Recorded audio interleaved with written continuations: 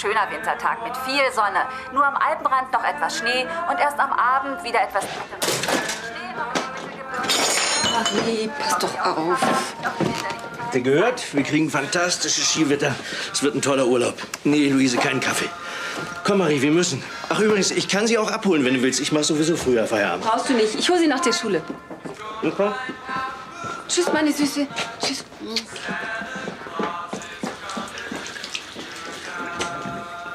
Guten Morgen. Franziska, beeil dich. Ja.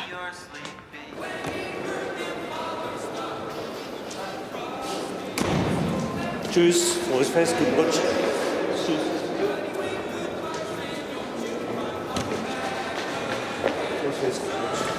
Fröhliche Weihnachten, guten Rutsch. Danke. Wo geht's dieses Jahr hin? Wie immer, in die Berge. Tschüss. Da, der Ball flog im hohen Bogen über seinen Kopf und er sprang auf und holte ihn. Die Jungen sagten Danke und ließen Paul mitspielen. Danke, Fabian.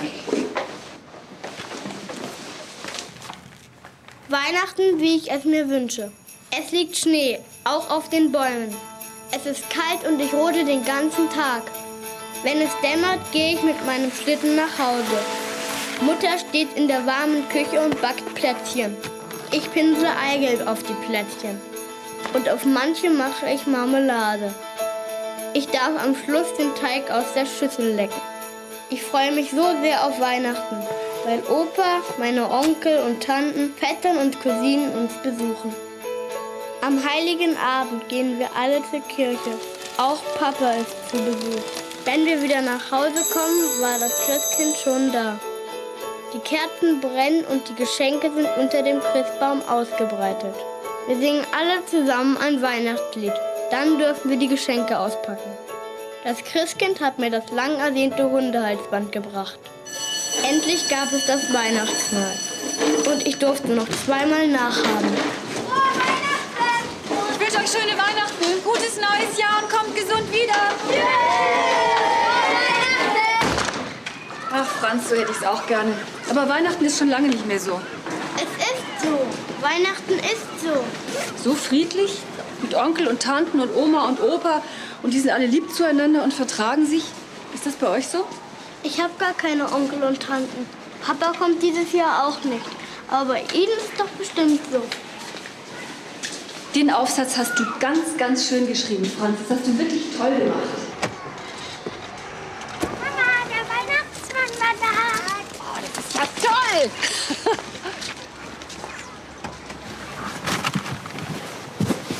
Wenn einer böse war, hat der Weihnachtsmann ihn gehauen. Aber nur so gemacht, nicht echt, mit der roten Mama. Aha. Und was hat er gemacht, wenn ein Kind lieb war? Wenn ein Kind lieb war, hat es ein Geschenk gekriegt. Er weiß alles, weil es in seinem goldenen Buch steht. Und was hat er von dir gewusst? Der hat eine rote Mama. Doch mal, Sie müssen doch gucken, wohin Sie fahren, Sie blinde Nuss. Entschuldigen Sie, meine Tochter hat gerade von Ihnen erzählt, da war ich abgelenkt. Haben Sie sich was getan? Wie fahren Sie überhaupt? Nach Gehör? Zeigen Sie mal Ihre Papiere. Fahrzeugschein, Führerschein, Personalausweis. Ja, aber doch nicht den Weihnachtsmann. Für Sie bin ich immer noch Polizist. Und nicht der Weihnachtsmann.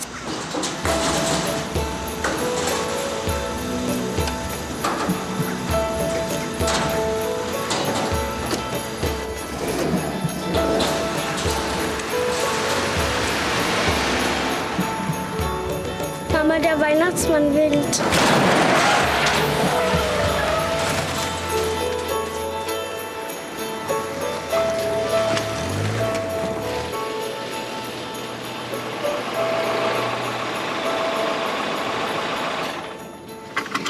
Sag nichts zu Papa, ja?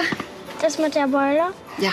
Wir sagen es ihm erst nach den Feiertagen. Jetzt wollen wir doch unsere Ruhe haben, oder? Ja. Okay. Hallo, Marie. Na, mein Schatz, endlich Ferien. Hallo. Ich habe schon fast alles gepackt. Nur keine Hektik. Notfalls fahren wir ein bisschen später. Das ist nicht nötig. Es läuft alles nach Plan. Noch einmal schlafen und dann geht's los. Es soll morgen schneien. Wir fahren um 4 Uhr morgens los und sind mittags da.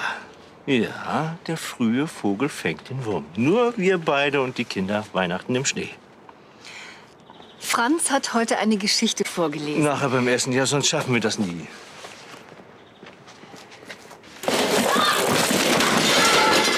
Franziska!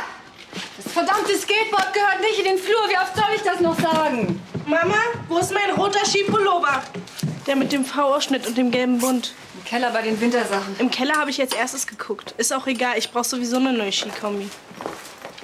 Wann gibt's denn Essen? Wenn du dein Zimmer aufgeräumt hast, mein Häschen. Was ist denn hier passiert? Skateboard. Na, Marie, wie war's im Kindergarten? Der Weihnachtsmann war da. Mama hat eine Beule an Po gekriegt, weil Franziska ihr dummes Skateboard liegen gelassen hat. Das heißt blödes Geld, nicht dummes. Luise, wenn du an der Apotheke vorbeikommst, wir brauchen Aspirin, Hirschzeug, Verbandszeug, Sonnencreme. Steht alles drauf.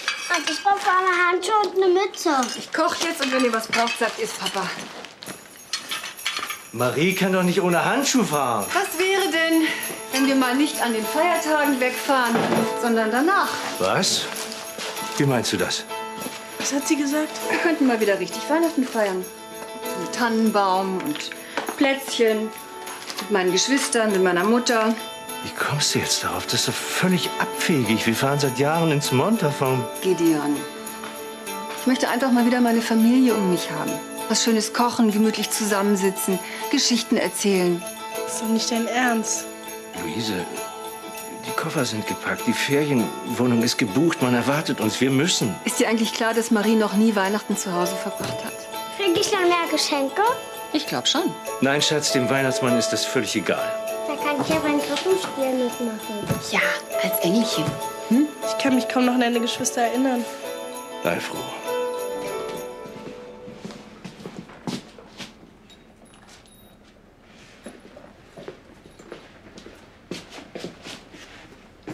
Hier kommt der Baum hin, oder? Bitte hör jetzt auf damit. Was ist bloß los mit dir?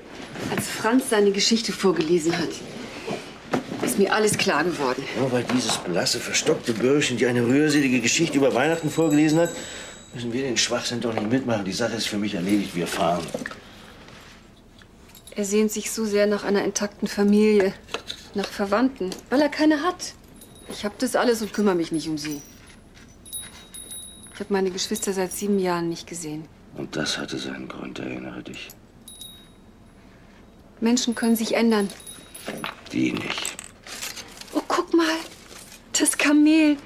Das hat Franziska gemacht, als sie 4 war, weißt du noch? Luise, die Hütte ist bezahlt, die Koffer sind gepackt. Und der ist von dir. Mein Koffer ist noch nicht gepackt. Und deiner kann ja gepackt bleiben. Wir fahren ja los. Nur eben ein bisschen später. Das macht doch keinen Unterschied. Doch, denk bloß mal an deine Mutter. Du hast selbst gesagt, von hier bis Paris. Das ist nicht weit genug. Das ist Jahre her. Schätzchen, du kannst alles von mir haben. Nur das nicht. Kein Spießer-Weihnachten mit deinen Geschwistern. Das geht nicht gut. Dein ätzender Bruder und Jasmin, diese blöde Kuh. Erinnere dich mal, wie du die beiden immer genannt hast. Schweinebauch mit Sauerkraut. Ja. Schweinebauch mit Sauerkraut.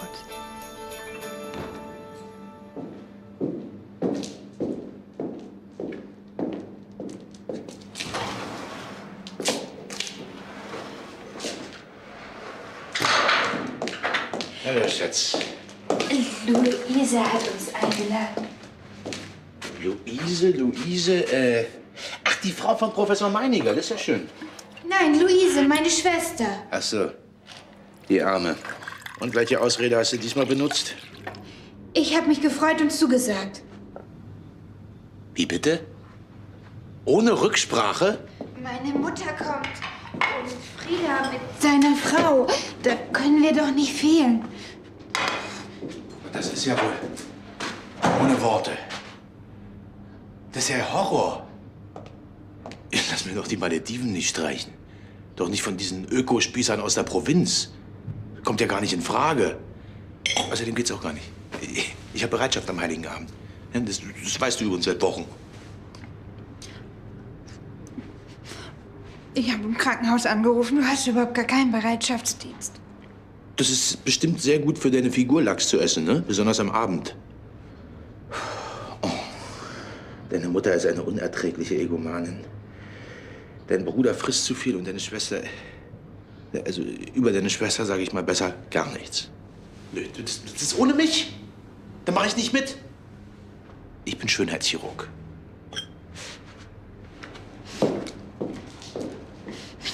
Ich hab zugesagt.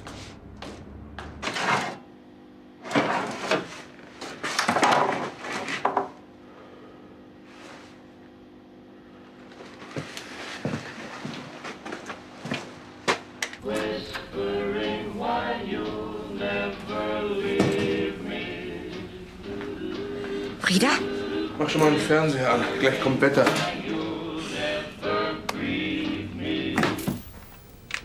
Ausgeprägte Frustration macht sich nicht zuletzt an der Wall Street breit, wo die Quartalsberichtssaison mittlerweile ihren Höhepunkt überschritten hat. Per Saldo war im US-Unternehmenslager von Aufbruchsstimmung nach wie vor wenig zu spüren. Besonders enttäuscht hat, dass einige maßgebliche Gesellschaften ihre Erwartungen nochmal zurückschraubten, obwohl die seit geraumer Zeit aufwärts strebenden volkswirtschaftlichen Stimmungsindikatoren... Deine Schwester hat angerufen. Jasmin? Will nie von mir. Die ruft doch immer nur an, wenn sie was will. Nicht die. Das Hausmütterchen. Gideon und sie wollen uns zu Weihnachten einladen. Jasmin hat schon zugesagt. Deine Mama auch. Luise grübelt schon überm Speiseplan. Sie wird sich so sehr freuen, sagt sie. Die Familie war doch lange nicht mehr zusammen. Luise, hier ist Friedrich. Denkst du an eine Pute oder machst du an Weihnachten was anderes, so wie Rehrücken? Schön, dass du dich meldest. Kommt ihr? Karpfen wäre mir ehrlich gesagt nicht so lieb. Ich schwank noch zwischen Gans und Ente. Sag mal, kommt Lars auch mit? Der geht doch jetzt schon zur Oberschule, oder? Versucht er jedenfalls. Du, wenn ich es mir genau überlege, dann wäre Pute am allerbesten. Sag mal, hast du denn schon was für den 23. abends überlegt? Wir konnten ja am frühen Abend schon da sein, je nach Verkehr. Ja, wunderbar. Jasmin und Robert haben auch schon zugesagt. Es wird ein richtig schönes Weihnachten. Ich freue mich. Ja, dann sagen wir bis morgen. Und grüß Gideon. Und nimm keinen Koriander, kann ich ja gleich Seife fressen. Ja, ja. Fahr vorsichtig, Frieda. Tschüss. Frieda kommt morgen mit Familie. Oh, Franziska, ich fürchte, die Strohsterne reichen nicht für alle Fenster. Dann müssen wir noch welche machen. Basteln ist nicht mehr. Außerdem ist doch schon üppig genug an den Fenstern. Ich gehe jetzt schlafen. Ja, lass uns Schluss machen für heute. Morgen ist auch noch ein Tag. Dann muss ich einkaufen, putzen, kochen. Frieda kommt doch um 5.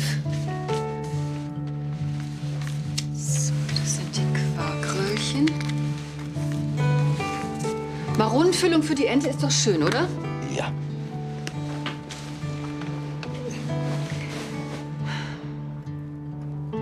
Was schenke ich bloß Carina? Eine schöne Dauerwelle. Ach. Kosmetik, Parfum, Schal, Pralinen. Ja, Pralinen. Pralinen hat man sich nach dem Krieg geschenkt. Ja. Und Frieda? Luise, ich will meine Ruhe haben. Ich zerbreche mir nicht den Kopf darüber, was diese Monster sich wünschen.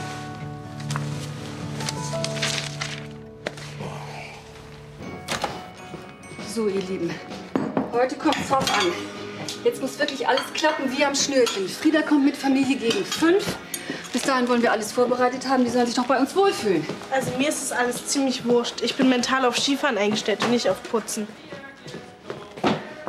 Kommt ihr morgen alle zum Krippenspiel, weil ich doch den Enge spiele? Ja, natürlich. Wir wollen dich doch bewundern. Der Pullover kommt mir irgendwie bekannt vor. Er ist schwarz und er ist sauber. Dir fehlt noch schwarzes Make-up, das wäre konsequent. Passend zu unserer Weihnacht. Es liegt an uns, wie die Feiertage werden. So, Franziska, du räumst dein Zimmer auf, und zwar so, dass dein Cousin sich darin wohlfühlt. Warum soll ich mein Zimmer abgeben? Ich will nicht bei Marie schlafen. Ja, wo denn sonst? Du hilfst Marie beim Saubermachen und dann holst du die Matratze vom Dachboden und die Gästebetten, die beziehen wir, wenn ich wieder da bin. Gideon, du besorgst bitte den Weihnachtsbaum und die Getränke, steht alles auf der Liste. Und wenn wir alle zusammen helfen, geht das ruckzuck.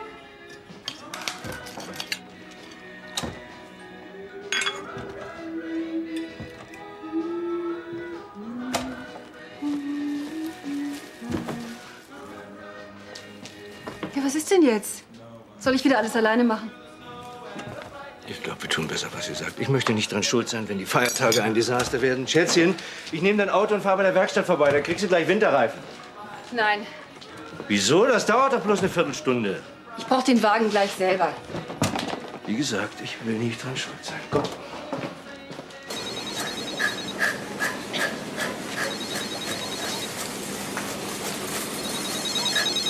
Fischbach? Hier ist Ruth. Mama! Ruth. Ich heiße Ruth. Wann wirst du dir das endlich merken? Du warst auf dem Band. Was gibt es? Ja, wir wollen Weihnachten dieses Jahr zu Hause feiern. So mit Kirchgang und Baum und allem. Ich habe genug Familienleben gehabt, mein Kind. Ihr könnt ja auf mich anstoßen. Vielleicht überlegst du es dir ja noch. Ganz sicher nicht, Luise. Guten Tag, was darf sein?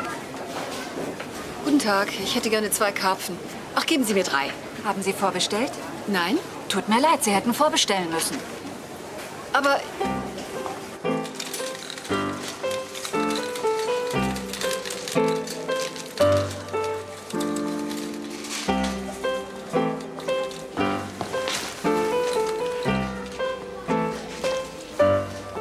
Entschuldigung.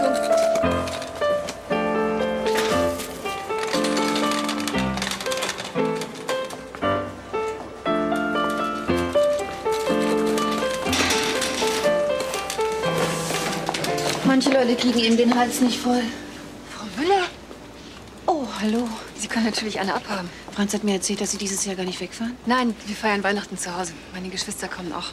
Meine Mutter musste heute Morgen leider ins Krankenhaus. Nierenkolik. Ach, das tut mir leid. Wohnt die nicht in Lüdenscheid? Ja, es gibt einen Zug um 3. Den müssen wir unbedingt kriegen. Franz ist schon ganz traurig. Er hat sich so auf das Krippenspiel gefreut. Aber Franz kann doch nach der Kirche zu uns kommen. Der kann doch mit uns feiern. Hm, Franz? Schließlich habe ich das Ganze dir zu verdanken. Dein Aufsatz hat mich auf die Idee gebracht. Aber das kann ich doch nicht annehmen. Ihr Mann will bestimmt... Kein Problem. Einer mehr oder weniger. Das kriegen wir schon hin. Ich will mit dem Nachtzug wieder zurück. Sie sind wirklich ein Engel. Franz kann heute auch kommen. Marie ist alleine. Frau Müller, ich muss... Tschüss.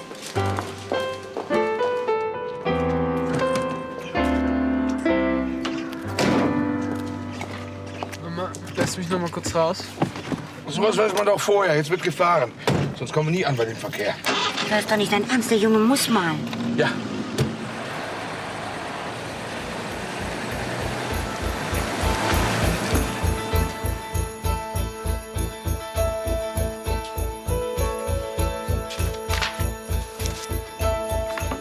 Weihnachten ohne Plätzchen ist wie Ostern ohne Eiersuchen. Genau. Mama kommt. Es muss eine Überraschung werden. Weihnachten steckt voller Überraschung. Hallo. Na, Frau Fischbach. Hallo, ihr Süßen. Ihr müsst jetzt mal aus der Küche verschwinden. Frieda kommt gleich und der will essen. Geht klar, Frau Fischbach. Oh, heute war die Hölle los. Habt ihr eure Sachen erledigt? Ja, klar. Ja, also ich bin auch fertig. Nur Lametta und die Christbaumkugel finde ich nicht. Die haben wir doch damals auf dem Dachboden getan. Das war noch bevor Marie zur Welt kam. Für sie ist es das erste Weihnachten zu Hause. Und im Kreise deiner Familie. Ja. Ich habe heute Frau Müller getroffen. Ihre Mutter musste ins Krankenhaus, da habe ich ihr angeboten, dass Franz bei uns feiern kann. Das ist ja wunderbar. Das ist ja ganz... Zuerst setzt dieser Kerl ihr die Vision einer glücklichen Familienzusammenführung in den Kopf. Und jetzt singt der auch noch Weihnachtslieder unter unserem Tannenbaum? Wo hast du eigentlich den Baum? Ja, wieso ich? Ach so, Baum. Also Weihnachten ohne Baum ist absurd. Nimm Franziska mit und besorg einen. Aber nimm einen schönen.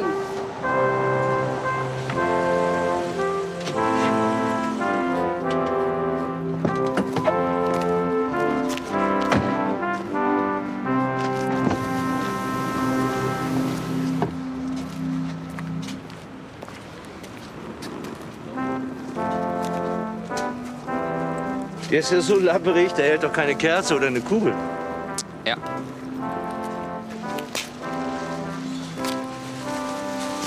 Und diese Krücke wollen Sie wirklich verkaufen? Ja. Was ist mit dem hier?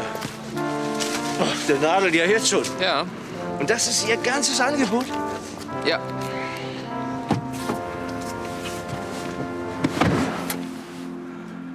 Wenn ich diese Krücke schmücke, macht mich die Verwandtschaft fertig. Tja, Mama will es schön haben.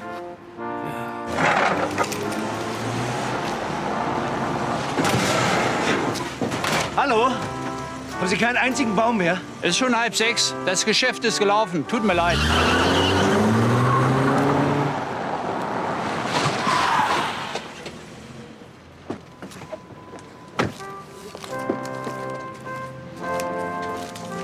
Wo sind denn jetzt die Bäume? Haben Sie die verkauft? Ja. Der frühe Vogel fängt den Wurm. Deine Worte. Und was machen wir jetzt ohne Baum? Einen Clown? Wir könnten uns vielleicht einen ausleihen.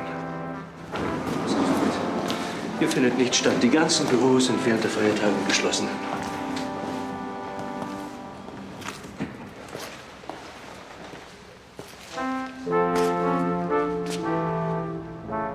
Der Baum wäre nicht geklaut, sondern nur geliehen. Nach den Feiertagen ist man froh, wenn sich der Baum von alleine entsorgt hat.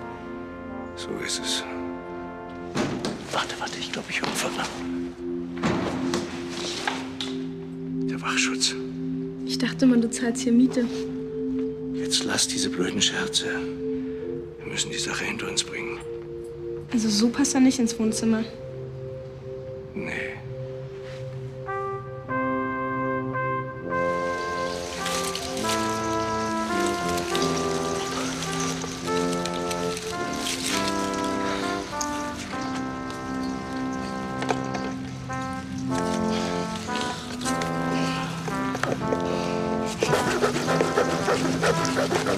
Alles wegen diesem Scheißaufsatz.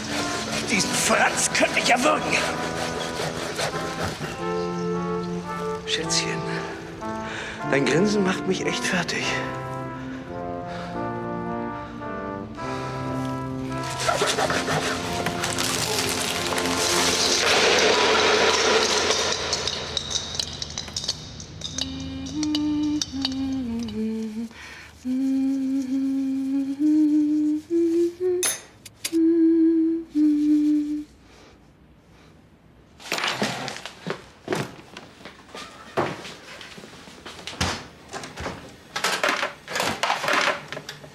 Wir waren's nicht. Das ist mir klar. Trotzdem räumt ihr jetzt hier auf. Die Sache bleibt unter uns, sonst kannst du deinen neuen Ski vergessen. Nö, Skianzug brauche ich auch. Vielleicht noch ein neues Auto? Deine Idee, aber mehr Taschengeld würde reichen. Du bist ein gieriges, krisengewinnlerisches... Papa, pst, ich glaube, ich höre Schritte. Ja, der Wachschutz.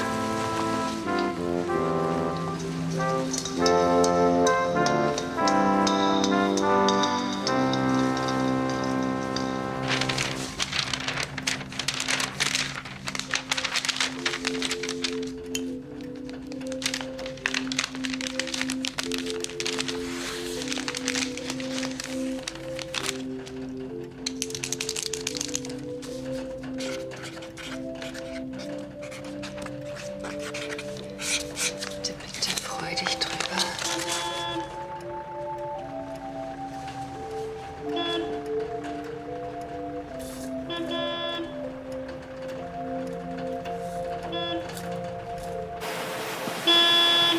Jetzt hör doch mal auf zu hupen, deine Schwester ist doch nicht taub. Frieda, bitte, ja, lass uns die Feiertage ruhig verbringen. Die Fahrt hierher hat mir gereicht. Wenn die Hornochsen meine Spur nicht frei machen, muss ich eben rechts überholen. Ende der Durchsage. Aber dein Gepöbel hier drin höre nur ich. Ah, da ist er.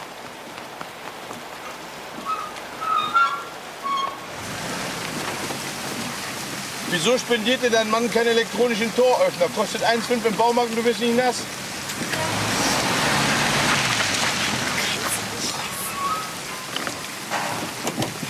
Schnell. Sag mal, kriegt er seinen Harndrang nicht in den Griff? Gibt's auch Mittel für. Der Junge muss seit 3 Stunden. Oh ja, so. Oh, danke. Hey, das ist ja Lars. Ja. Nacht, Tante Luise. Du bist ja ein richtiger Mann geworden. Ja. Du, ich lass den Wagen da stehen, ja? Habt ihr Gepäck?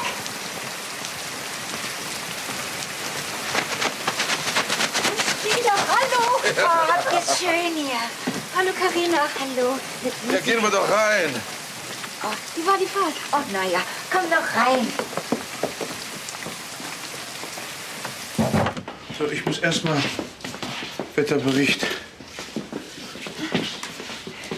Für herbe Schön, habt ihr das hier richtig schön. Ja, macht's euch bequem. Mann, Luisa, hast du dir Mühe gegeben? Sag mal, wir haben uns wirklich seit Ewigkeiten nicht mehr gesehen. 7 Jahre ist das ja. Oder, Frieda, du weißt doch sowas immer. Ich weiß noch nicht zuletzt, was ich in den Magen gekriegt habe. Gib gleich Essen. Eine tolle Idee von dir. Schön, dass wir alle mal wieder zusammen sind. Schade, dass eure Mutter nicht dabei sein kann. Ich kann, die will nicht. Ist vielleicht nicht so schade. Ja, Gideon. Ja, Carina, schön, dich zu sehen. Oh, bist du nass? Ja. Na, Frieda? Warst du auf der Autobahn? Naja. Oh, 2,5 Stunden, aber bis zum Anschlag. Na ja, klar. Gideon, kümmere dich bitte um den Aperitif. Ich mach das Essen fertig. Nimm die guten Gläser. Kann ich das essen oder ist das Deko? Ja, riecht's aber lecker. Was gibt's denn zu essen? Eintopf. Nee. Immer noch Schnee in den Alpen, da ist es ziemlich verhangen, aber auch in den Falscher Hase mit Salzkartoffeln. Ich weiß doch, dass du keinen Eintopf magst. Die macht jetzt aber nicht die ganzen Feiertage solche Scherze, oder? Schau mal. Schau mal. Du bist doch sicher die Marie. Ja. Und du bist... Franziska. Wer Franzi sagt, ist tot. Ich reib mal kurz draußen den Wagen ab. Der Regen ist nämlich nicht gut für den Lack. Bring das Gepäck mit. Hm?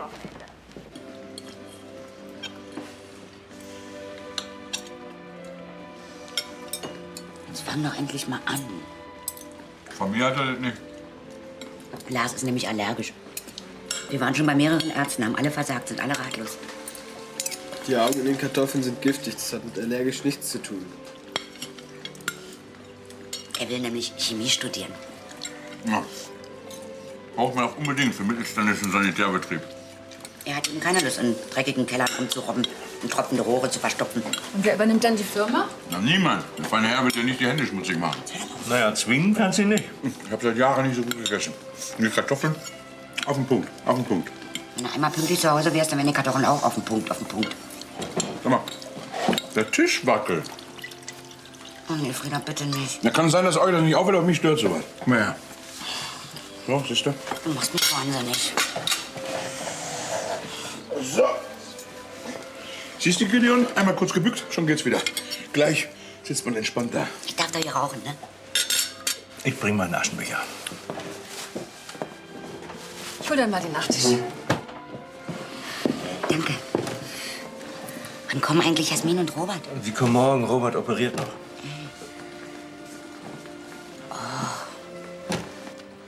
Das sieht ja toll aus. Lars, willst du nicht doch ein bisschen probieren? Kein Eis. Caseinate, Glukosesirup, Diglyceride, Monoglyceride und Carboxylmethylcellulose.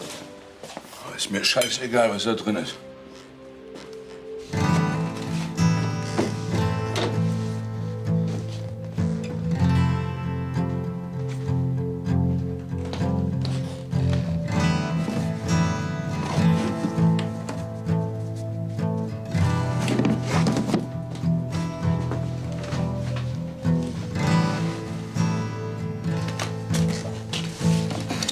Schnüffel nicht an meinen Sachen rum, sonst fliegst du hier raus, du Wichser. Ich wollte nur wissen, ob das Bett frisch bezogen ist.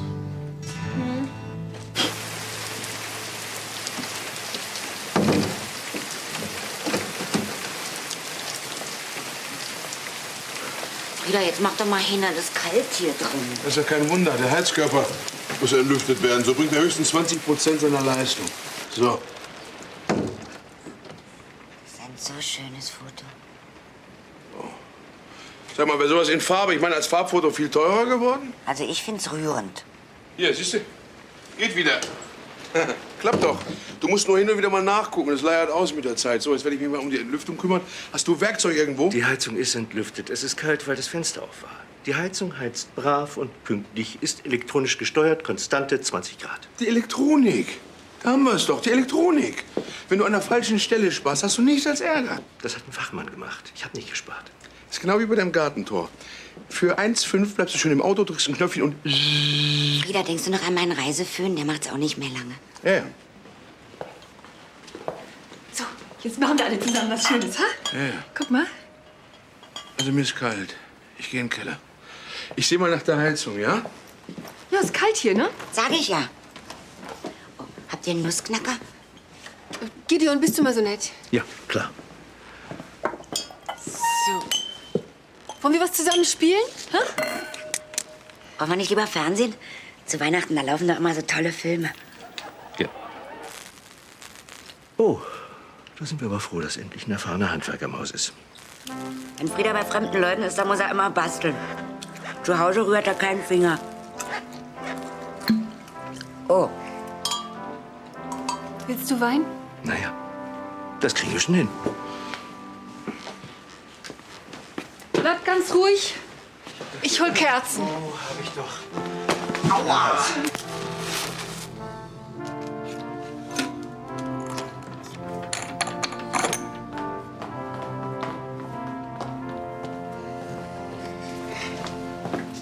Was fummelst du in meinem Schaltkasten rum? So schaltet man keine Steuerung. Es gibt eine DIN-Norm, Deutsche Industrienorm. Und wonach der DIN-Norm der Knopf für die Speicherung sein müsste, hat dieses Gerät einen Selbstzerstörungsmechanismus. Wenn du das nicht bald wieder hinkriegst, taut das Gefrierfach ab. Alles im grünen Bereich. Jetzt noch eine Überbrückung dran. Und schon geht's wieder. Fass bitte nichts mehr an. Doch. Geht doch.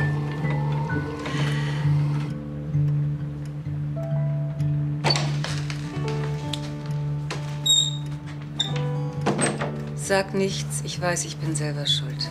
Ich bin da kein Rechthaber, aber Deswegen sagst du ja auch nicht, was dir auf der Zunge liegt. wir könnten jetzt gemütlich in unserer Hütte liegen, die Kinder im Tiefschlaf. Und in deinen Augen könnte Lust aufblitzen auf einen knackigen Ehemann. Der schläft nach einem Tag Skilaufen. Ich bin noch wach und Frieda ist anstrengender als jede Piste. Mein Bruder ist unfehlbar, na und? Das Blöde ist, das glaubt er wirklich. Frieda, das kriege ich schon. Aber morgen kommt Jasmin. Davor habe ich richtig ein bisschen Angst. Ich glaube, die hat mich nie gemocht, weil ich immer so streng mit ihr war. Du magst sie doch. Ja, natürlich. Aber die ist total auf ihren Robert fixiert. Da komme ich nicht dazwischen. Du schaffst doch immer, was du dir vornimmst. Wenigstens deine Mutter hat abgesagt.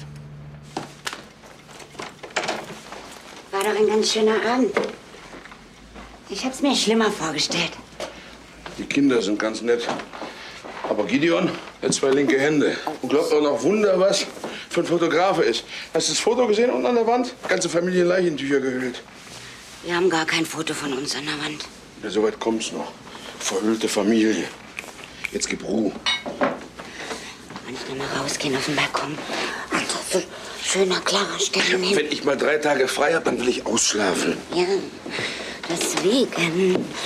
Oh, Frieda, wollen wir es nicht mal wieder richtig doll machen? Ich lieb das, wenn du schläfst. Du hast dich tagsüber nicht so benommen, dass abends Lust aufkommt.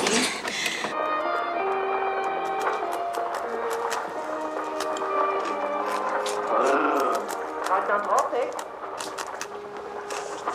Majestät. Na, wie war's denn in Paris? Schön, Majestät. Das freut mich sehr. Und? Ich bitte um Geduld, Majestät. Ich muss jetzt Uniform wechseln. Die von Rundfall.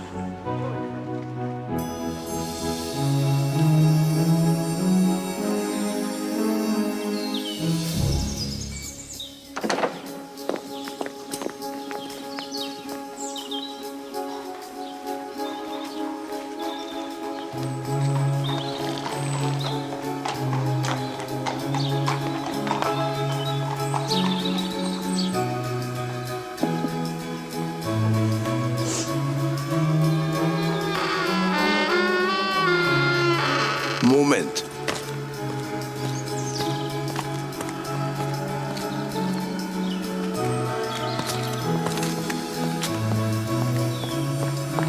Sie hat gequietscht.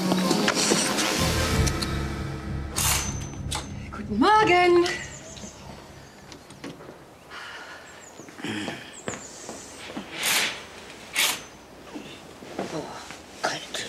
Hast du gut geschlafen? Trinkt ihr Kaffee oder Tee? Kaffee.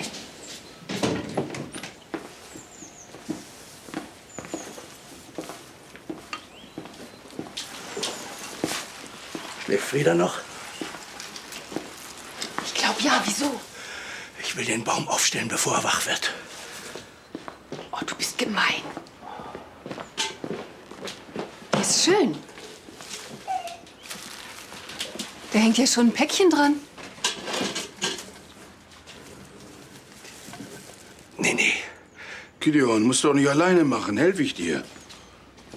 Morgen, Frieda. Ich mache euch mal einen Kaffee.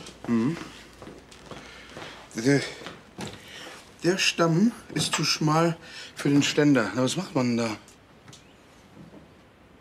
Kyle, was Holz oder Pappe?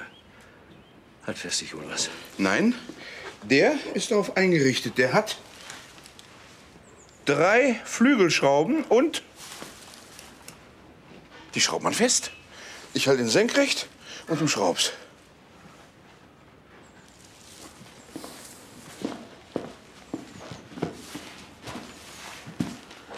Du bist doch jetzt auch selbstständig, oder?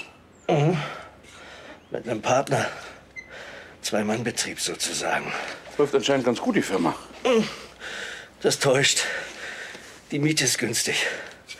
Wieso? Hast du Schwierigkeiten? Na, wo denkst du hin? Ich bin ja alleine, mich unterstützt finanziell keiner. Wie meinst du das? Geht doch. Steht. Da muss es nur noch Wasser in den Fuß, dann kippt er nicht so leicht. Sag mal, der ist ja ganz nass. Ich habe jetzt keine Zeit, der Baum ist wach. Du darfst nicht in der Nähe des Baums sein, sonst kommt das Christkind nicht. Kinder dürfen es nicht sehen. Ich habe es aber schon im Fernsehen gesehen. Das war Werbung. Wenn es dunkel wird, kommen die Engel und schmücken den Baum.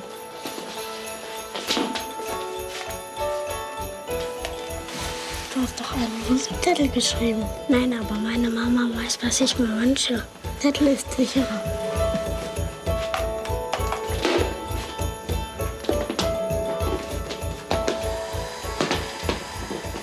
Komm jetzt mit nach draußen, es fängt gleich an zu schneien. Es ist doch viel zu warm draußen. Weihnachten schneit es immer.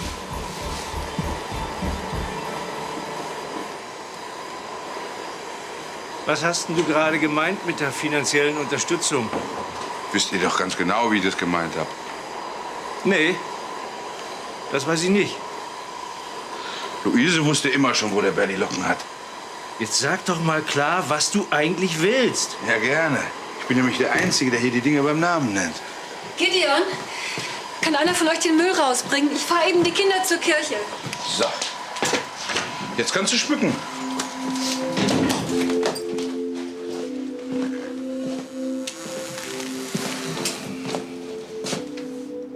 Kyle.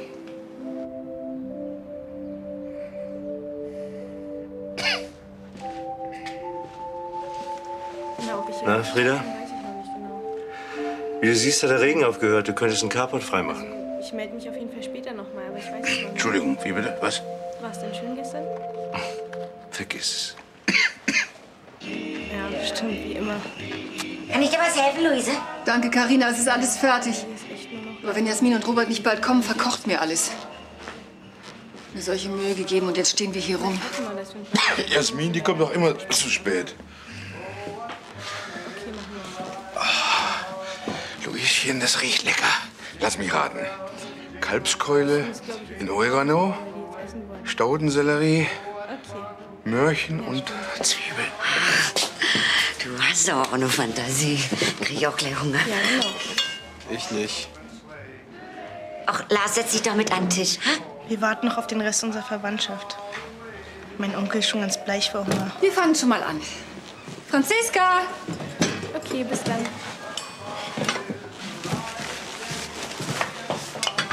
Geht ihr beiden eigentlich noch manchmal aus?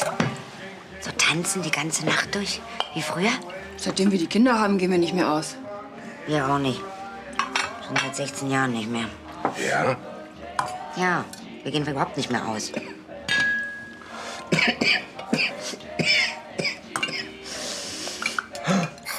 Ist das immer noch nicht besser geworden? Eher schlimmer. Geht. Guten Appetit. Da sind sie. Jetzt sage ich dir gleich, ich mache hier keine Zirkusnummer. Hallo. Ist das schön, Weihnachten bei euch zu sein? Wir haben uns schon Sorgen gemacht. Das war ganz unnötig.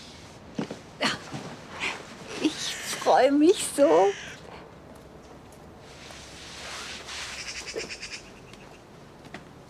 Ist was? Du hattest doch früher nicht... Ich meine, woher sind denn diese... Die alte Milchfabrik. Alles weg. Alles neu.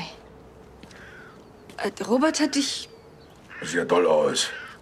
Wozu hat man Schönheitschirurgen als Mann? Hals, Nasen, Ohren, um korrekt zu sein, ja? Mit Schönheit hat das überhaupt nichts zu tun. Hallo, Luise. Oh, gib mir noch ein Stück, sieht so lecker aus. Ja.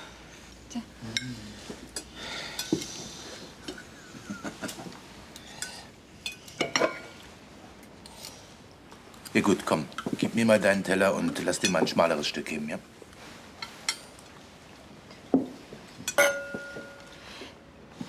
Ein schmaleres bitte. Aber wieso denn?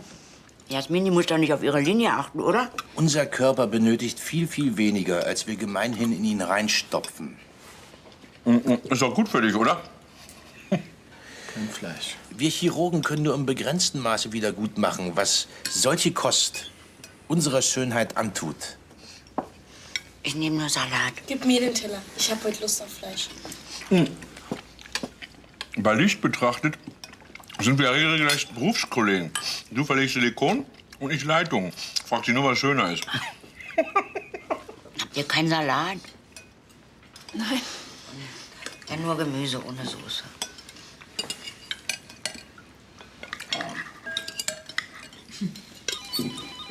Gibst du mal die... Immer die Soße.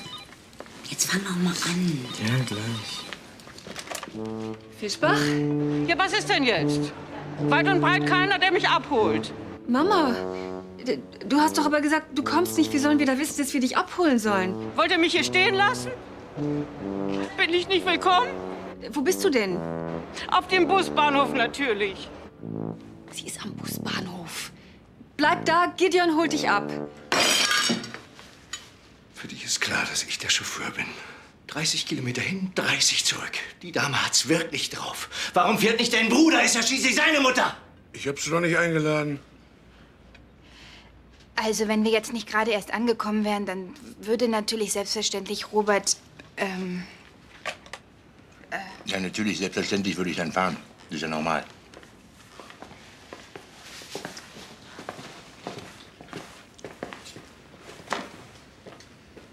Reg dich nicht auf, Luischen. Du weißt doch, wie sie ist. Deswegen ja. Sie kann's immer noch. Sie macht dich fertig in 10 Sekunden. Daran hat sich nichts geändert. Entschuldige mich mal kurz. Ich nehme doch ein Stück Fleisch.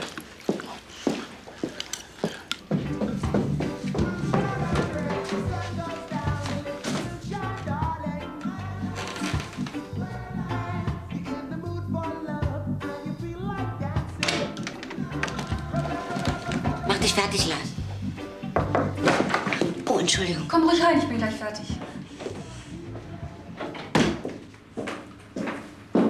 Darf ich? Ja, klar. Soll ich die Haare mehr so nach vorne?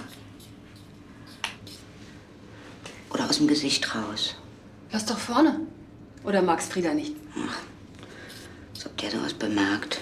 Schau ihn dir doch mal an. Seine Klamotten trägt er 4 bis 5 Jahre. Haare schneidet er selber. Hauptsache, es kostet nichts. Mir würde was abgehen, wenn er nicht so wäre. Die Firma läuft gut? Ja, sicher. Glaub schon. Aber so ein Bad haben wir nicht. Aber mit seiner Rechthaberei hat er doch bestimmt öfter Probleme mit den Kunden, oder? Auch wenn es so wäre. Das würde er mir nicht sagen. Ja, Mann kennt er nicht. Ich bin seit 15 Minuten fertig.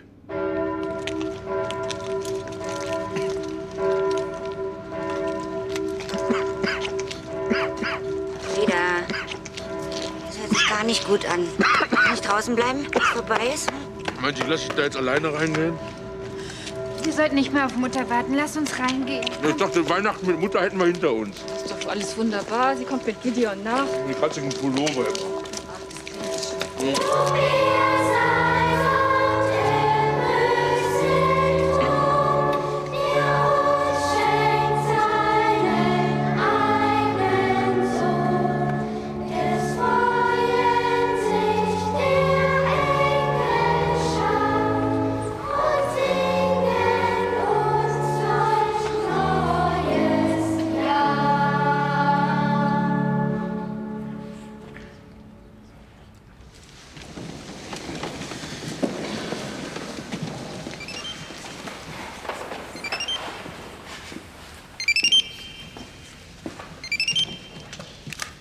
Krüger?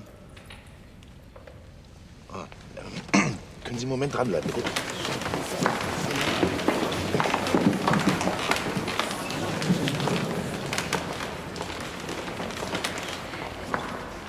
Sag mal, bist du wahnsinnig, mich hier anzurufen? Ich bin in der Kirche. Ja, ich liebe dich auch. Ich liebe dich sogar wie wahnsinnig, aber es ist nun mal geplatzt.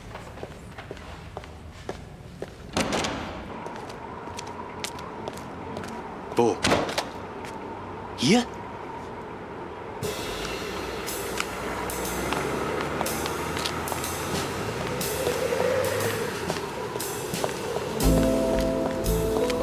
Ich finde dich überall. Ich dachte, du hast Sehnsucht. Und ich wäre eine schöne Weihnachtsüberraschung. Das bist du auch. Meine Frau kann jederzeit aus der Kirche kommen. Na und? Das ist zu Hause nicht anders. Okay, pass auf. Ich besorge uns ein Hotel, ja? Herr Wachtmeister! Herr Wachtmeister! Entschuldigung, ganz kurz. Wissen Sie nicht ein Hotel hier in der Nähe? Nichts Großes so? Hotel, so spontan. Ja. Gleich hier um die Ecke. Sauna, Bar, Beauty Shop. Wird Ihrer Frau bestimmt gut gefallen. Danke. Fröhliche Weihnachten.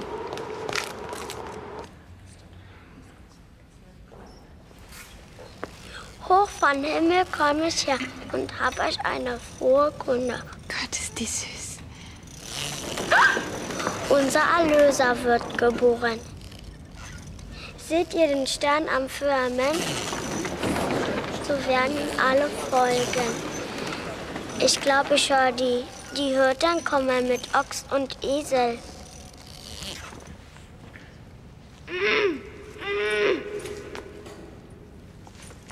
Ich glaube, ich höre die Hirten kommen mit Ochs und Esel. Hier bringe ich Ochs und Esel. Verdammt nochmal, kommt schon!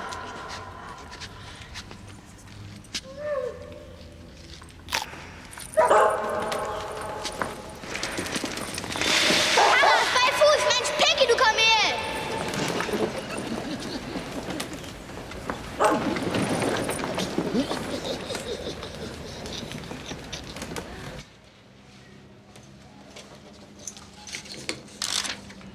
Hier, bitteschön. 31. Du kommst mit. Ich kann nicht mitkommen. Ich muss zurück in die Kirche. Die Messe ist gleich zu Ende.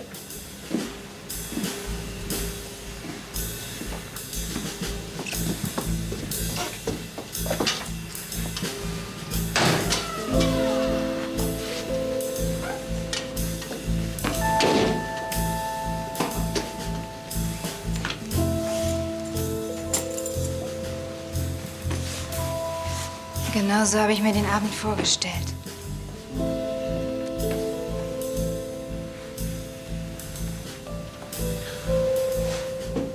Ich weiß nicht, ich fühle mich im Moment einfach irgendwie nicht frei.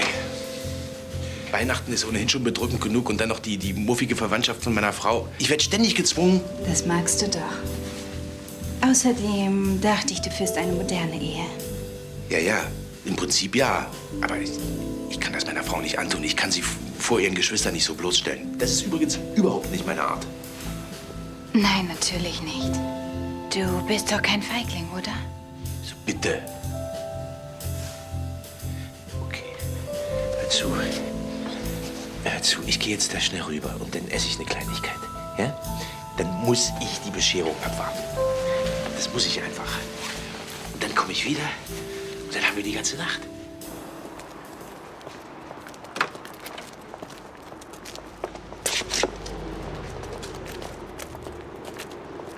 Vielleicht ist Mama schon zu Hause. Ich laufe schon mal vor. Bis gleich. Ja. Bis gleich. Mensch, Franziska, du bist ja richtig erwachsen geworden. Pass mal auf, jetzt verliebst du dich sicher bald zum ersten Mal, hä? Warum? War es bei dir so? Ich habe gewartet auf die große Liebe. Ich wollte Magie. Man muss magnetisch angezogen sein. Und wenn man sich dann berührt, dann muss es so sein, dass man gar nicht mehr weiß, ist es sein Körper oder der eigene. Schön. Und mit Onkel Frieda ist es so? Ja, mit ihm war das so. Na, uns geht's ja richtig gut. Und wenn Lars in ein paar Jahren die Firma übernimmt, dann ist der Laden richtig top. Der muss sich keine Sorgen machen. Ich meine Carina und du. Ja, was man ausgeben will, muss man ja erst mal verdient haben.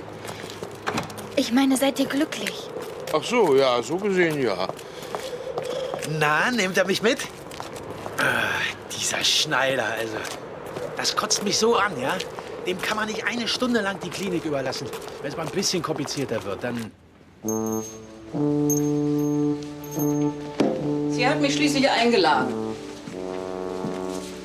Ich habe mich nicht aufgedrängt. Jetzt stehe ich hier rum wie Falschgeld. Niemand da. Du schmückst den Baum. Dafür habe ich nicht 4 Stunden im Bus gesessen. Ach, die eigenen Kinder. Wir hätten doch in die Kirche gehen können. Ich platze nicht mitten in eine Veranstaltung. Hallo. Wie war die Fahrt?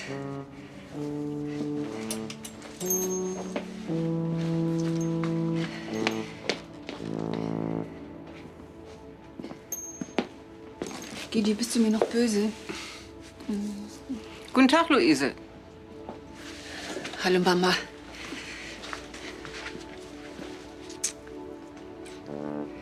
Ich habe eine lange Fahrt hinter mich gebracht. Ich habe daher etwas Hunger. Wir haben schon gegessen. Also du müsstest einen Moment warten, weil wir schmücken jetzt den Baum und dann ist Bescherung. Also ein Stündchen. Was meinst du, wie oft ihr Hunger hattet? Ich hatte immer etwas da. Jetzt muss ich betteln. Das ist beschämend. Hallo, Franzi. Hallo. Sie heißt Franziska, Mama. Ich bin gleich wieder da. Oh, hallo Ruth. Schön, dich mal wieder zu sehen. Corinna. Mutter, mit dir haben wir gar nicht mehr gerechnet. Immer für eine Überraschung gut. Wie meinst du das? Kannst du ihr mal sagen, dass ich Carina heiße? Ist doch egal. Hallo, Mama. Ich gehe mich mal umziehen. So. Gideon bringt dir noch eine Matratze.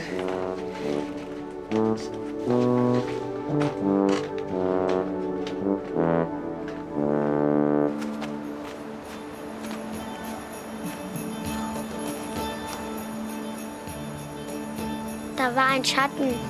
Das war bestimmt ein Engel, der weggeflogen ist. Das heißt, dass der Baum geschmückt ist und dass das Christkind jetzt die Geschenke bringt. Ich darf es nicht sehen, sonst kriege ich nichts.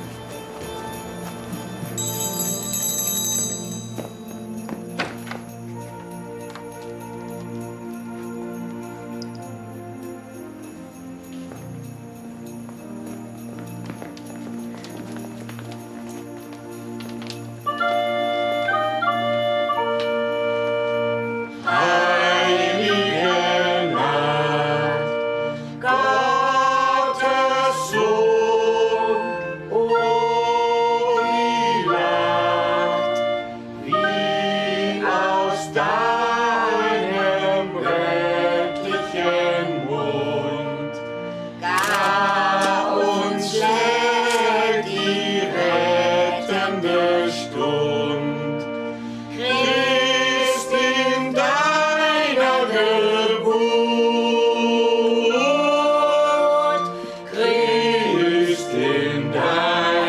Geburt. Schöne Weihnachten. Schöne Weihnachten. Oh mein Friederchen. Schöne Weihnachten. Frohe Weihnachten. Frohe Weihnachten. Das war ja grauenhaft. Marie, wie lange spielst du eigentlich schon Flöte? Also mir hat's gefallen. Ich bin stolz auf dich, mein Häschen. Dürfen wir jetzt die Geschenke auspacken? Ja, natürlich. Deine Sachen sind da. Franz, deine Geschenke sind hier. Franziska, deine sind da. Du hast dich nicht verändert. Bei meinen ersten Malversuch hast du dich auch immer nur lustig gemacht. Die waren aber auch ohne jede Inspiration.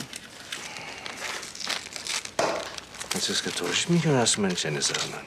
War eine Notlösung. Ich wurde dazu gezwungen. Ein Fahrrad, ein Fahrrad, ein Fahrrad. Das sieht man, Marie. Danke, Papa.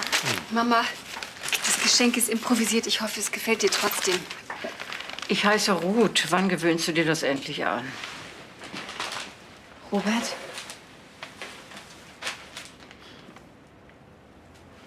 Wir wollten uns doch nichts schenken. Habe ich gemacht. Das ist so aus dem Ofen gekommen. Ja, das ist schön. Danke.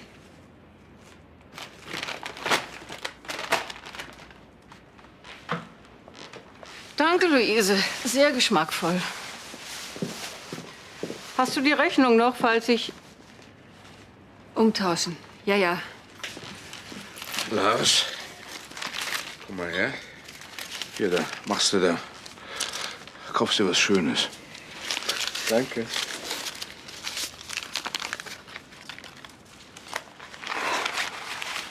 Frieda, Gefällt er dir? das ist wunderschön. Aber haben wir uns da nicht ein bisschen übernommen?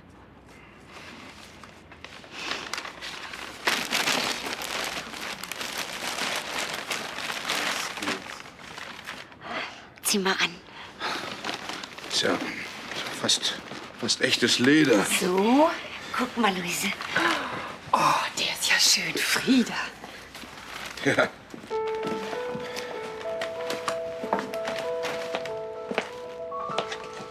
Ist alles in Ordnung, Franz? Ich dachte, ich kriege ein Halsband von meinem Chico. Wer ist denn Chico? Mein Hund, den musste ich hergeben, als sich meine Eltern getrennt haben und wir umgezogen sind. Schatz, du weißt aber schon, dass das jetzt dein zweites Glas ist, ne? Oh, wirklich? So, ihr beiden, das ist von Luise und mir für euch. Fröhliche Weihnachten. Danke.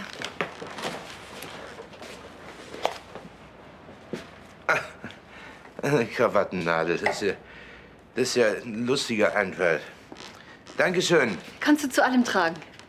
Danke, Mama. Bitte. Du schläfst heute Nacht bei uns, Franziska. Die Oma schläft bei Marie im Zimmer. Nee, ich schlaf bei Becker. Ich habe sie schon angerufen. Aha. Das ist... Ich wusste gar nicht, dass du mich so gut kennst. Genau das Buch hast du doch schon. Und daran sieht man, dass es ein Volltreffer ist. Oma, was schenkst du uns eigentlich? Ach, Kindchen, dafür hatte ich keine Zeit. Jetzt müsste man noch zusammen in die Christmette gehen. Dann wäre alles korrekt. Das wäre schön. Luise, es reicht. Ich glaube, für Franz wird es langsam Zeit. Ja. Vorher mache ich noch ein Foto von dir und den Kindern. Marie, Franziska, kommt mal her. Komm mal. Aber pass auf, das ist eine echte Hasselblatt. Bisschen näher ran. Wo stellt man hier die Schärfe ein? Wie ich immer sage, Frauen und Technik passt nicht zusammen. Bitte, lass das Objektiv liegen. Ich mach das schon. Nein. Ist alles eine Frage von Know-how. Frieda, nimm die Finger weg.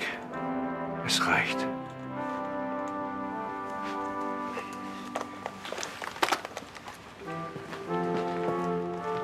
Du musst aber auch immer an allem rumfummeln. Ja, ich check meine Kamera aber auch durch, bevor ich sie in die Hand nehme. Seit wann haben wir eine Kamera? Ja, falls mal. Also. Ach so. Wer kam denn auf die Idee mit dem Engelshaar?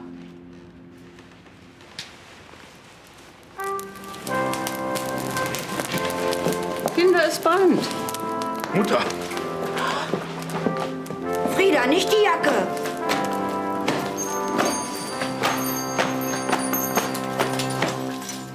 Geht doch.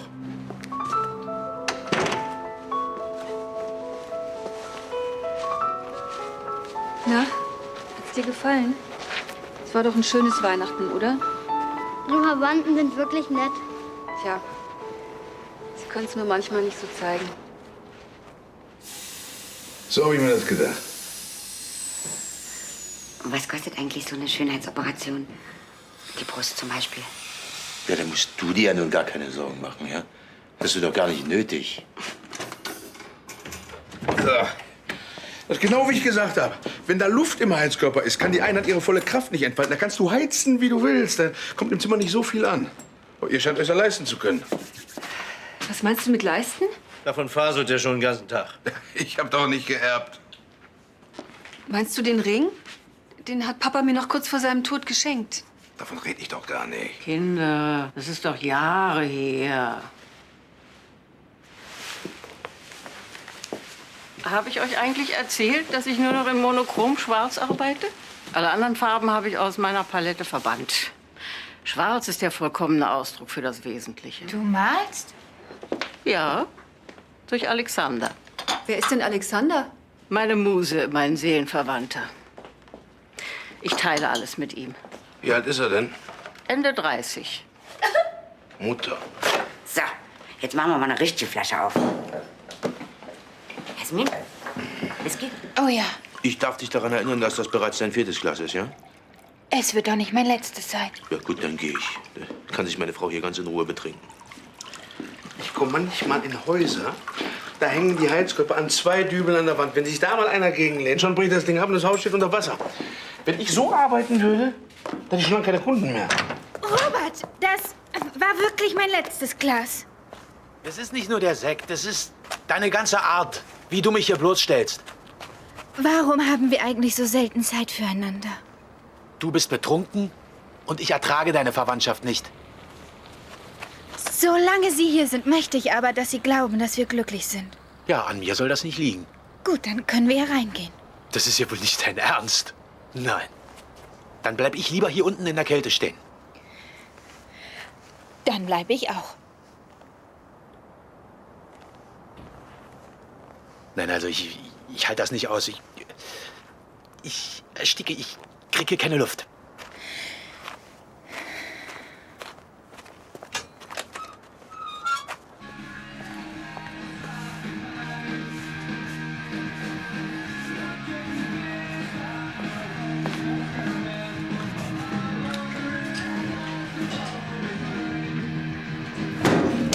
Das war wie ein Schlag. Als mir klar wurde, dass einzig und allein Schwarz meinem Kunstwillen adäquat zum Ausdruck verhelfen kann. Es war wie eine Erleuchtung. Alexander erwartet Großes von mir. Vielleicht bin ich die Erste, die die Moderne vollendet. Ach, meine Formate sind jetzt ganz andere als früher. Also 2 Meter auf 4 Meter ist noch das kleinste Format. Es hat so etwas Befreiendes, wenn man seine eigene Persönlichkeit konzentriert und auf das Wesentliche reduziert, sich in einer malerischen Gebärde wiederfindet. Ich wollte mich nur kurz verabschieden. Ich schlafe mit meiner Freundin. Bis morgen. Jetzt kannst du weitermachen, Oma. Gut. Ich bin kein Automat. Mich kann man nicht an- und ausschalten. Auf deine Erziehung kannst du stolz sein. Wollen wir nicht Fernsehen? Oder ich mach Musik. Ja? Frieda, komm. Darf ich bitten? Weihnachtswalzer, komm. Er war schon immer ein fauler Tänzer. Diesen Scheiß erzählst du seit deiner Pubertät. Schon meine allererste Freundin hast du damit aufgehetzt. Ja, gehetzt hat sie gern. Ich bin doch nicht schuld, dass deine Freundin dich verlassen hat. Und du, Mama, halt dich doch bitte raus. Was weißt du denn schon von uns? Du hast dich doch nie um uns gekümmert. Kind, ich war 18, als du zur Welt kamst. Ja, ja. Diese Platte höre ich schon seit über 40 Jahren. Ja, es war auch, weiß Gott, eine schwere Zeit. 9-mal sind wir umgezogen. 9-mal. Mal was zu spießig, dann was zu mondän. Immer wieder was Neues. Kaum hatten wir Freunde, waren wir schon wieder weg. Ja, hätte ich dann an einem Ort versauern sollen. Ich hatte meine Musik, Gesang. Ich hatte Wichtigeres zu tun. Als was, Mama? Wichtiger als was? Ja, wichtiger als was, Ruth. Auch das Nesthäkchen sagt auch mal was. Ich hört man doch normalerweise nur, wenn Geld verteilt wird. Jetzt fängst du schon wieder damit an. Ich habe mich um Vater gekümmert, als Ruth ihn verlassen hat. Und deshalb hat er mir... Ich habe mich jahrelang um ihn gekümmert, ohne je ein Wort des Dankes zu hören. Zumindest war er allein und ich war die letzten Monate bei ihm. Wer hat denn die Wäsche gewaschen, gekocht, eingekauft? Es war Luise. Sie war doch mehr bei ihm als zu Hause. Wer hat ihn denn immer ins Krankenhaus gefahren? Du, ja? Immer wieder. Ich wusste, warum ich nicht herkommen wollte. Hier herrscht der blanke Neid. Das Testament war nun mal so. Ich habe auch nur das halbe Haus geerbt. Das macht dir ja auch niemand streitig, Mama. Ich will auch nichts von Jasmin. Sie hat's ja schließlich geerbt. Erschlichen! Sie hat sich's erschlichen! Frieda. Ja, meinetwegen. Aber sie hat mir nicht einmal geholfen. Gideon hat sie immer wieder unter die Arme gegriffen. Du leidest doch unter Verfolgungswahn. Wir haben uns nie von Jasmin Geld geliehen. Womit hat er denn seine Firma gegründet? Der hatte doch nicht einen Pfennig. Frieda, hör auf, du hast nichts in der Hand. Na gut, halte nur schön alle zusammen. Ich bin ja nur der kleine Handwerker, der von morgens bis abends arbeitet. Ihr macht alles kaputt mit eurer ewigen Streiterei. Deswegen ist auch Robert gegangen. Er wusste, was kommt. Das ist doch nicht dein Ernst. Frieda, willst du einen Schluck Wasser? Ach, der hustet doch immer. Solange ich mein Spray hab, kann mir nichts passieren. Reagierst du auf irgendwas Bestimmtes allergisch? Staub oder Katzenhaare oder so? Nein, es ist nur Gefühle und Erinnerungen. Das muss er meiden. Und das ist ja zu Weihnachten ziemlich schwer, nicht?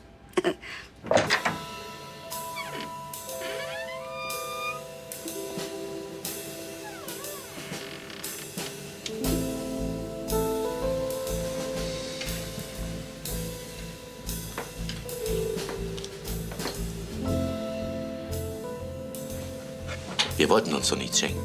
Die ist zeitlos. Die kannst du zu allen Farben tragen. Ja, ich weiß. Gefällt sie dir nicht? Doch, doch, aber weißt du, dieses Weihnachten, das ist derartig intensiv. Ich habe uns was Schönes kommen lassen. Weißt du, ich habe jetzt im Moment nicht so den Hunger. Aber jetzt bist du hier und jetzt feiern wir erst mal. Und morgen kannst du schön ausschlafen. Du weißt aber schon, im Morgengrauen muss ich los. Ich weiß, deine Verwandtschaft.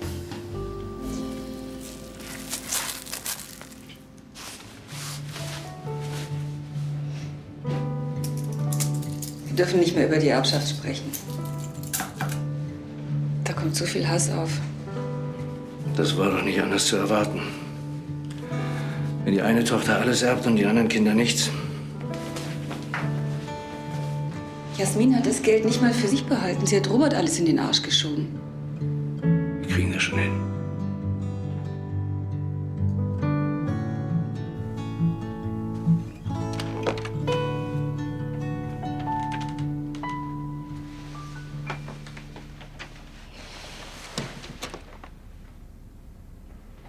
Warum kommst du denn erst jetzt? Das ist doch so kalt. So kalt ist es gar nicht. Die Zeit habe ich für mich gebraucht. Jetzt ist mein Akku wieder voll. Ich dachte, du schläfst schon. Und wie war's mit der Familie? Großartig. So wie du gesagt hast. Wie, das meinst du jetzt ironisch, oder wie?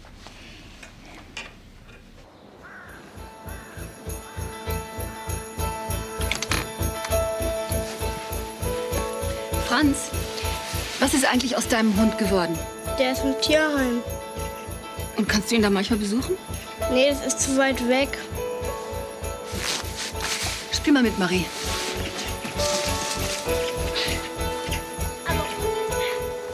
Guten Morgen. Morgen. Gideon, mir ist da zu unserem Gespräch von gestern noch etwas eingefallen. Morgen, Mama. Alexander meint, ich betrete eine ganz neue Dimension. Vielleicht bin ich die Erste, der es gelingt, den repräsentativen Charakter der Malerei endgültig ad acta zu legen. Hallo, ich bin wieder da. Ich komme gleich wieder, ich ziehe mir nur was Frisches an. Alexander, wie gesagt, ist mein Spiritus Rector, ein begnadeter Bildhauer, ein Konzeptkünstler. In unserem Kunstverein ist er der wichtigste Mann. Hast du was? Ich hab Kopfschmerzen. Also, Wenn ich eine Galerie eröffne, dann ist es ja Morgen. nicht eine finanzielle Frage. Oh, Frieda, schau mal. Es hat die ganze Nacht geschneit. Komm, lass uns rausgehen. Sieht aus wie ein Märchen. Es läuft uns doch nicht weg. Komm, wir frühstücken erst mal. Schade. Kommt der Weihnachtssänger jetzt schon zum Frühstück? Ich denke, die Mutter ist wieder da. Franz ist schon mit Marie im Garten.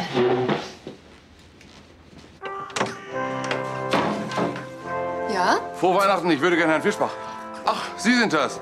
Wie geht's in Ihrem Auto? Seien Sie so gut, erwähnen Sie die Beule nicht. Gideon! Ja? Was gibt es denn? Herr Fischbach, ich würde Sie gerne einen Moment sprechen. In das Gebäude, in dem sich auch Ihr Büro befindet, wurde eingebrochen. Ja. Kommen Sie doch rein. Ja, in den anderen Büros haben wir schon nachgeguckt. Scheint nicht zu fehlen. Bis auf die Spitze des Weihnachtsbaums unten aus der Halle. Aber wir wollen sicher gehen und bitten Sie im Laufe des Tages doch mal kurz in Ihrem Büro sich umzusehen, ob was fehlt. Vergiss nicht, ich hab dich in der Hand. Ja, das war's dann. Bitte rufen Sie mich an, falls was fehlt oder Ihnen irgendwas auffällt. Morgen. Morgen, Robert. Guten Tag. Na, haben Sie das Hotel gefunden? Ja. Wie gefällt's Ihrer Frau? Ich habe doch nicht zu viel versprochen. Das ist gut. Schöne Zimmer, Beauty Shop. Ja. Besten Dank.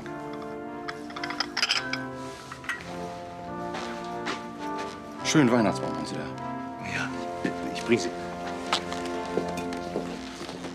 Aber wieso wohnt ihr im Hotel? Gefällt's euch nicht bei Luise? Ich muss noch ganz...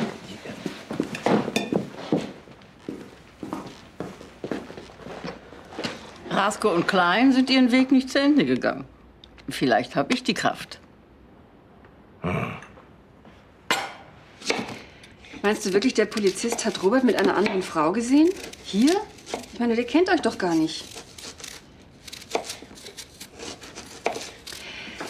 Ich weiß nicht, was Robert hat. Du bist jung, du siehst toll aus, du hast dir diesen super Busen von ihm machen lassen. Fett absaugen hast du ja nicht nötig. Verstehe ich nicht. Meinst du, das geht schon länger? Also wir wollten halt eine offene Ehe. Ich hab's versucht. Hier duftet's ja schon wieder nach. Wieso stehst denn du unter Wasser? Ist immer noch wegen gestern? Habe ich doch nicht so gemeint mit der Erbschaft. Robert geht fremd. Habe ich mir gedacht. Mit einer fremden Frau im Hotel. Den nehme ich auseinander, den Schmierlapp. Nein. Doch. Frieda. Ja, kann ich sonst was für dich tun? Ist so schlimm? Nein, ich schneide Zwiebeln. Also ich würde mich eine Zeit lang von ihm trennen. Bis er sich entschieden hat. Ich möchte, dass ihr das für euch behaltet. Ist doch klar. Ich halte den Schnabel. Von mir kein Sterbenswort. Aber eigentlich müsste man diesem Dreckskammer so richtig die Faust in die... Frieda. Ich hab mich im Griff. Ach, ihr seid der ja. Was ist denn los? Mama, wir können dich gerade nicht brauchen. Wir besprechen was. Robert geht fremd, Mutter. Warum könnt ihr nicht einfach gut zu mir sagen? Wir sind nicht deine Kumpels, wir sind deine Kinder. Ich habe noch ein paar Skizzen zu machen. Ihr könnt mich ja rufen, wenn ich wieder willkommen bin. That's why the lady, that's why the lady, that's why the lady is a trying. Wenn es aber zu viel wird, Männchen, kommst du zu einem von uns. Dann wird man schon sehen. Gut, dass ihr keine Kinder habt. Aber ist der sexsüchtig?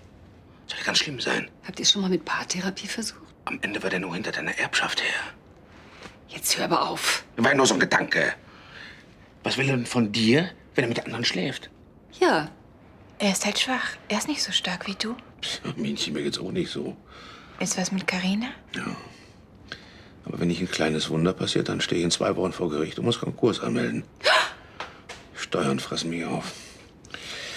Tja, ein Handwerk hat goldenen Boden. Vor allem für die Anwälte.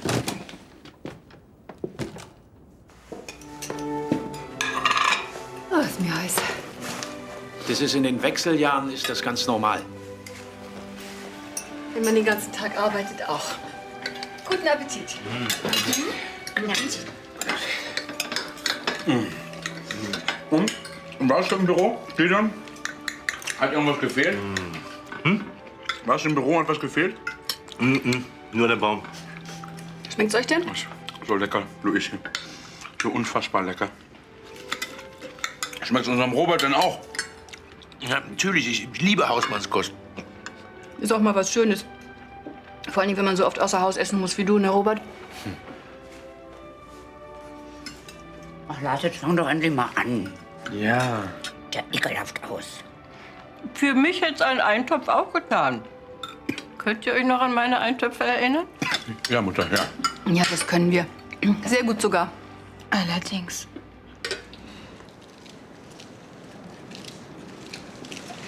Also weißt du, es sind eben zwei verschiedene Problemzonen. Und in der einen ist zu viel und in der anderen ist zu wenig.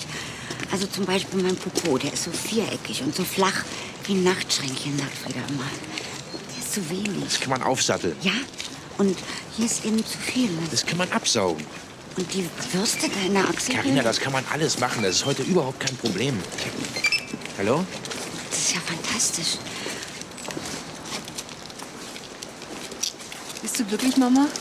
Bist du endlich da angekommen, wo du immer hin wolltest? Ich bin immer noch unterwegs. Aber warum bist du ausgerechnet nach Wöllstein zurückgegangen? Wenn Alexander nicht wäre. Ja, das dauert hier noch. Ich rufe dich wieder an. Ja, bis dann. Entschuldigung, dürfte ich mal kurz dein Handy haben? Ja, aber fass dich kurz, ja? Ich geb's dir gleich wieder. So. Mal sehen.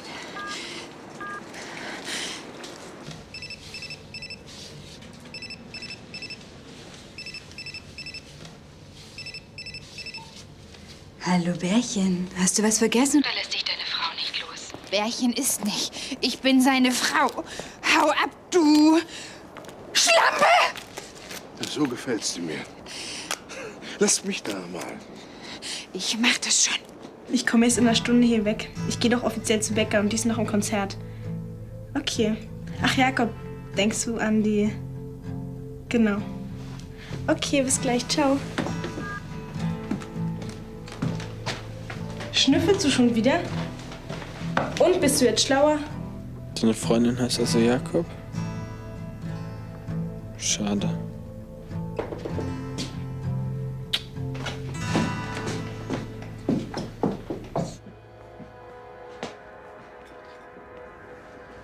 Carina, wo bleibst du? Fernseher läuft. Ja? Ah, Alexander, mein Lieber. Das ist aber schön. Ja, Alexander. Hm? Ach, wirklich? Na, hast du dich endlich entschlossen nach all den Jahren? Na, aber natürlich. Ich komme sofort. Ich kann es gar nicht erwarten, ja.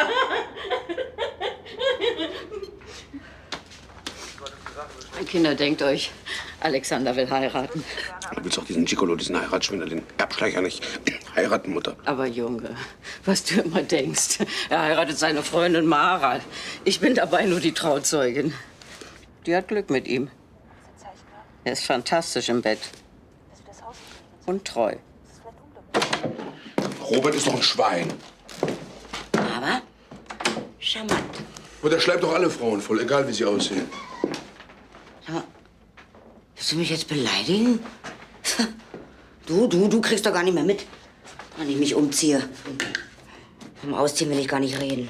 Es geht immer nur um dich. Ich reiß mir von morgens bis abends den Arsch auf und muss mir dann sowas anhören. Ich will auch gerne mal ausspannen. Na, dann tu's doch endlich. Ja, ich kann aber nicht. Mir steht's nämlich bis hier. Uns steht's bis hier, weil du dich verspekuliert hast. Meinst du, ich hab das nicht mitbekommen von wegen Wetterkarte? Die Börsenberichte waren's doch. Du wolltest doch sehen, ob die Kurse steigen, aber dann sind sie eben gefallen. Ja, und da kann man auch gar nichts machen. Und da kannst du noch so sehr ackern wie ein Bekloppter. Das schaffst du doch nie. Nie schaffst du. Es ist gut. Jetzt spielst du. Keiner, tut mir leid. Ah, lass mich in Ruhe, du. Lass mich in Ruhe.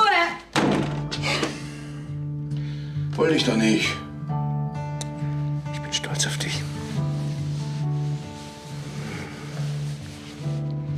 Frieda hat Schwierigkeiten in der Firma.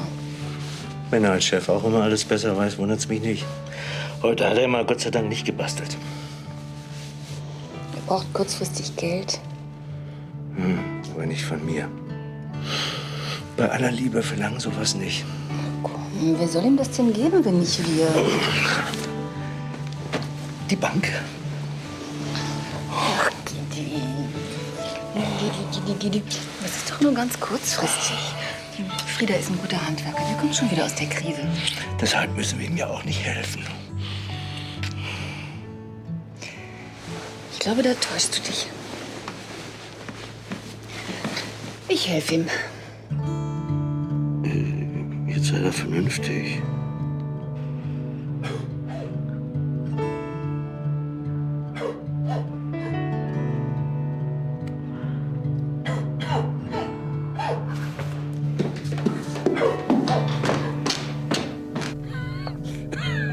Bitte, Carina, ich kann das Reservespray nicht finden. Wo ist das Reservespray? Carina.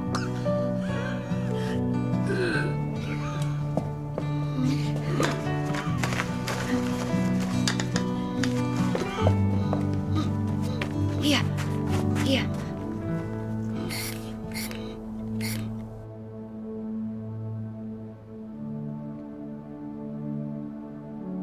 Warum nennt sie dich eigentlich Bärchen?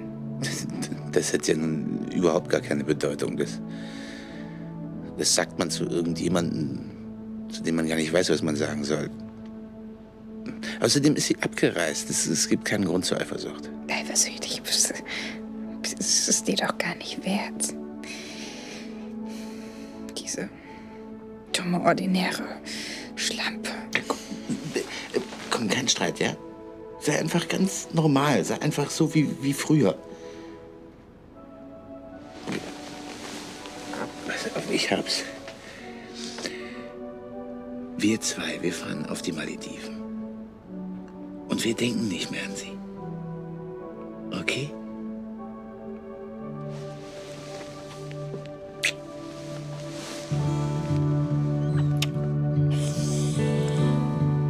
Hast du richtig Sorgen um mich gemacht? Hm? Geht's dir besser? Viel besser. Viel besser. Viel besser. So viel besser?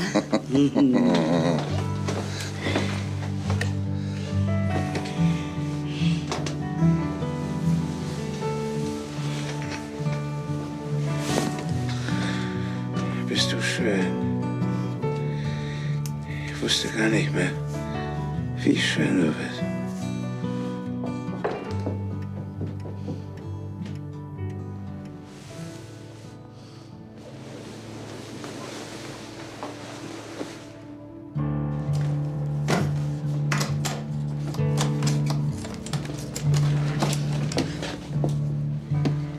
Jasmin, was machst du denn hier mitten in der Nacht? Ich fahr schon mal los. Ich kann nicht schlafen. Neben ihm, du weißt schon. Ja, aber leg dich doch einfach ein paar Stunden aufs Sofa. Ich weck dich um 6 und dann bist du weg, bevor er aufwacht. Nein, ich muss Kilometer zwischen ihm und mich kriegen. Ich wollte euch so ein schönes Weihnachten zaubern. Das war's doch wirklich. Ich hoffe, wir sehen uns wieder. Ja. Ich fahr dich zum Bahnhof. Was sag ich denn Mama? Die kriegt doch gar nicht mit, dass ich weg bin.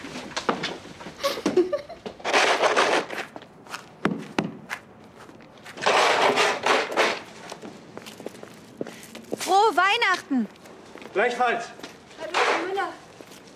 Ach, und vielen Dank nochmal, dass Franz bei Ihnen sein konnte. Er war ganz begeistert. Ach, das freut mich. Frau Müller, mir ist die Tage was aufgefallen. Ja? Franz hat öfter von seinem Hund Chico erzählt. Kann es sein, dass er ihn sehr vermisst? Ja, in der neuen Wohnung dürfen wir keinen Hund halten. Der Besitzer hasst Hunde.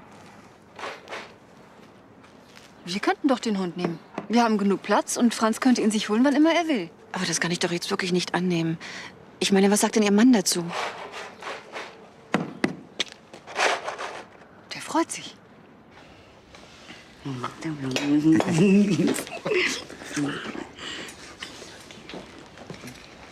Trinkst du Kamillentee? Ja, gerne. Ist Franziska schon zurück? Nein, die ist noch bei ihrer Freundin. Die liegen bestimmt noch im Bett.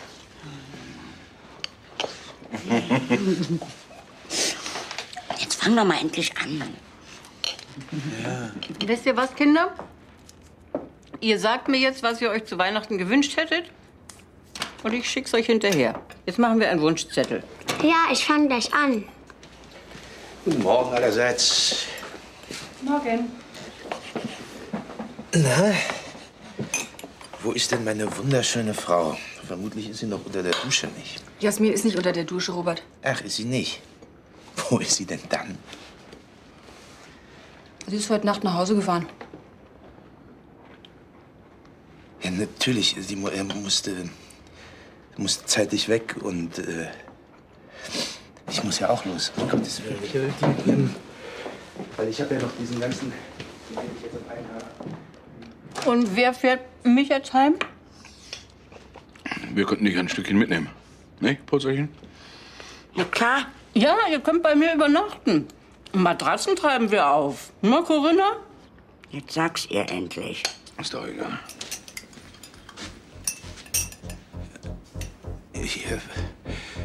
Ich wollte mich bei euch noch mal bedanken für dieses wirklich wunderschöne Weihnachtsfest. Lasst euch einfach umarmen.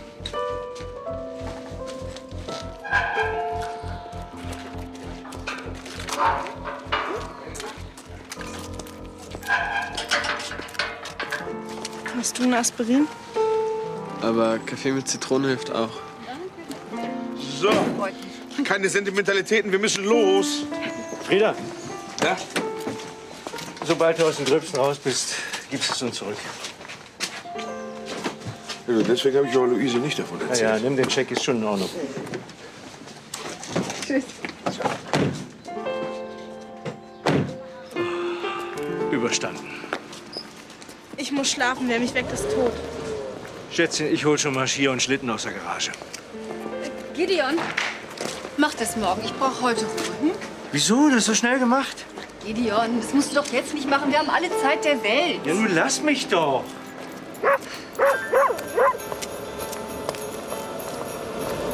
Eine kleine Geste, weil sie Chico bei sich aufnehmen. Ach, das ist aber nett. Hallo, Franz. Was heißt denn das Aufnehmen? Chico ist der Hund von Franz. Er hat ihn so vermisst. Franz. Danke, Herr Fischbach. Dafür plane ich Silvester für Sie, damit es ein richtig gutes Jahr wird.